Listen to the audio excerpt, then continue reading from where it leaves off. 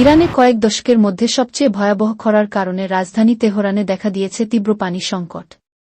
শহরটির অন্যতম প্রধান পানি সরবরাহ উৎস আমির কবির বাঁধে বর্তমানে ধারণক্ষমতার মাত্র ৮% পানি অবশিষ্ট আছে।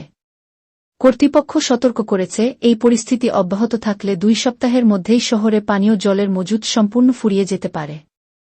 সোমবার ৩ নভেম্বর আল জাজিরার প্রতিবেদনে বলা হয়, রোববার ২ নভেম্বর ইরানের সরকারি সংবাদ মাধ্যম IRNA জানায়, তেহরানের ৫টি প্রধান বাঁধের মধ্যে আমির কবির ড্যামে এখন মাত্র ১,৪০,০০,০০০ ঘনমিটার পানি রয়েছে, যা ধারণক্ষমতার মাত্র ১/১০ও কম। তেহরান পানি কর্তৃপক্ষের পরিচালক বেহজাদ পারসা বলেন, বর্তমান পানির পরিমাণ দিয়ে সর্বোচ্চ ২ সপ্তাহ পর্যন্ত সরবরাহ বজায় রাখা সম্ভব।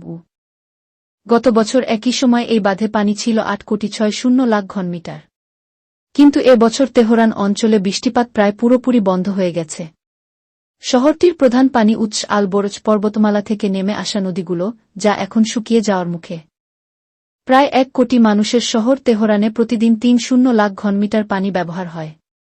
পানি সংকট মোকাবিলায় কর্তৃপক্ষ ইতোমধ্যে কিছু এলাকায় সরবরাহ বন্ধ রেখেছে।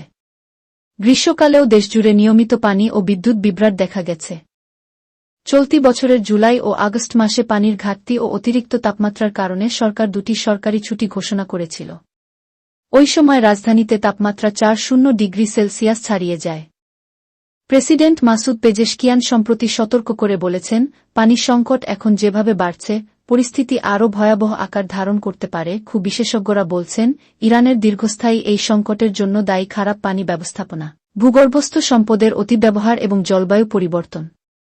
এদিকে প্রতিবেশী ইরাকেও দেখা দিয়েছে একই ধরনের পরিস্থিতি।